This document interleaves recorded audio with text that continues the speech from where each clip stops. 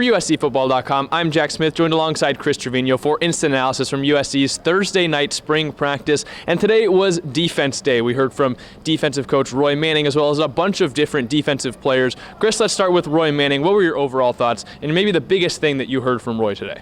I think the most important thing that he said was something that we've heard a couple times throughout the offseason, but to hear him say it was nice that they didn't get to the quarterback enough last season. So one of their big priorities was getting guys that could get to the quarterback. Obviously that was a big issue in that final drive of the Tulane game, but they could just get them down a couple more times. That would have been it, and that was a microcosm for the whole season. So they went out, got some guys. One of those guys, Jamil Muhammad, Braylon Shelby coming, David Peavy. So Roy Manning is going to have a lot more new toys to play with this offseason as they attempt to get to the quarterback a lot more in 2023. Yeah, he also mentioned Sam Green, Anthony Lucas. Lucas will have some notes on later, but he mentioned, yes, it's getting to the quarterback as well as being in control when you get there and actually bringing the quarterback down. He says even in times where they did get to the quarterback in 2022, they just weren't able to bring him down, complete that big splash play on the defensive side. So he says these first couple spring practices, working on making sure you're in control when you get there, being able to slow down, speed up, and wrap up as well.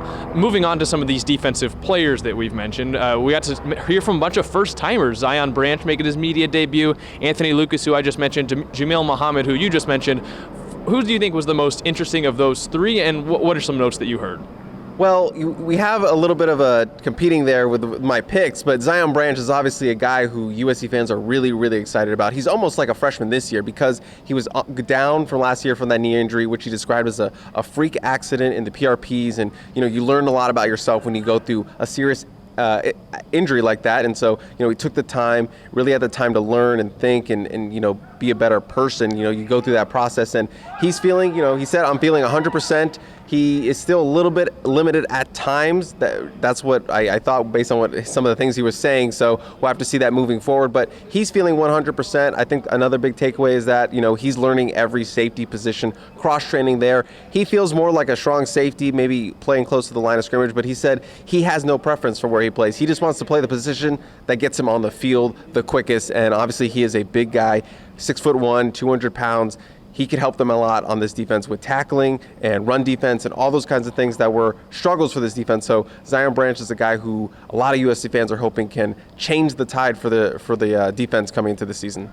I think similarly, another player that shares that belief from USC fans is Anthony Lucas, and another player that we can mention is big. We watch him through these first couple spring practices, just walking in through the tunnel, and he looks like he's a 5-star size, 5-star weight, 5-star strength. And we got to hear from him for the first time today, talking about his transfer over the offseason, why he picked USC. That whole interview is listed up there on our YouTube page. But he mentioned a lot of different things about how USC he considered the first time around, but he wasn't sure exactly where the Trojans were trending after firing Clay Helton, so he eventually leaves, and now he is at USC. And he said that just a lot of stuff stuck out as what he was looking for, whether that's weather, whether it's location, being around his parents. He mentioned was a big piece of why he chose the Trojans. He also made an announcement he's planning on playing baseball next season, which we weren't expecting, but he says models his game after Francisco Lindor, Mike Trout, plays corner infield positions and pitches. It seems like he has high hopes for himself as a potential multi-sport athlete.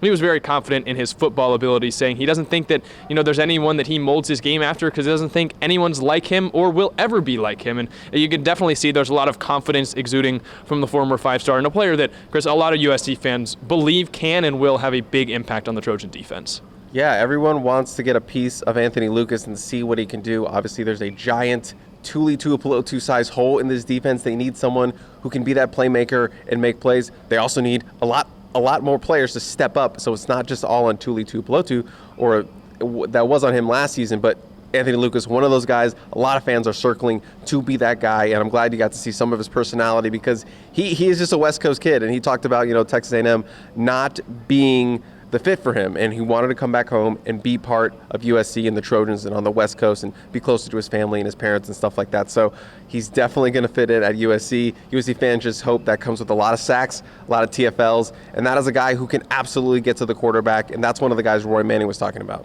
Another guy that Roy Manning talked about and we got to hear about for the first time was Jamil Muhammad. What did you take away from his first media appearance with USC?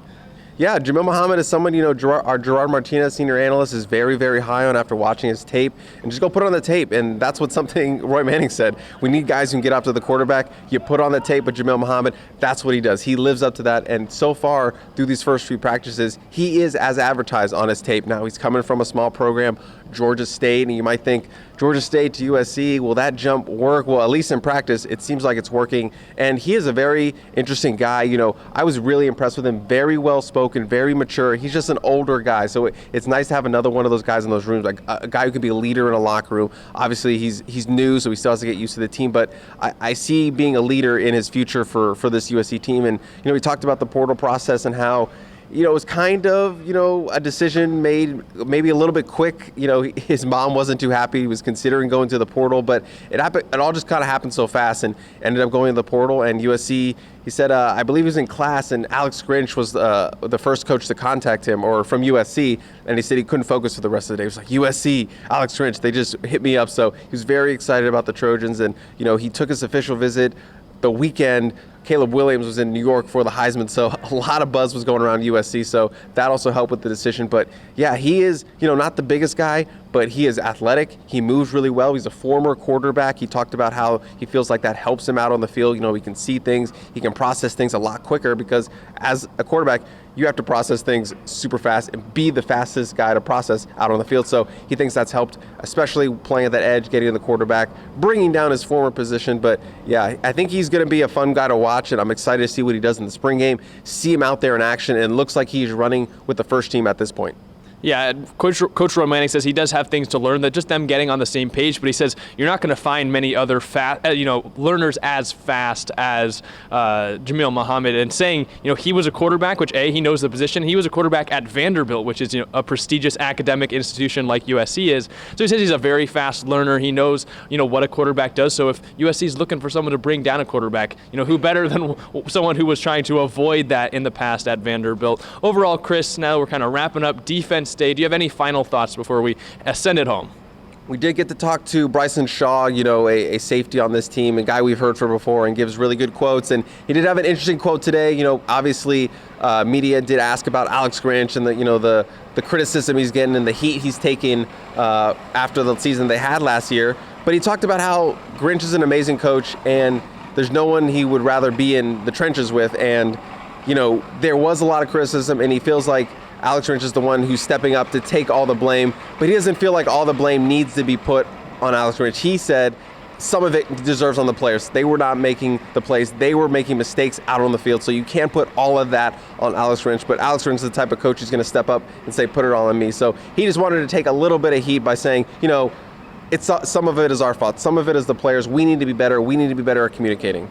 Well, that's it for Chris and I tonight. You guys can go to our YouTube page. We're going to have highlights, all the interviews, as well as his instant analysis. And you can go to the website for articles, Chris's Ghost Notes, which are always the highlight of every single practice day. But make sure you're checking out all the content. We'll be back here next week for another couple of spring practices. We're going to have a Zoom with Lincoln Riley scheduled for Saturday. So keep your eye out for rest of the notes for covering USC football spring practice. For Chris Trevino, I'm Jack Smith. Check out uscfootball.com for more.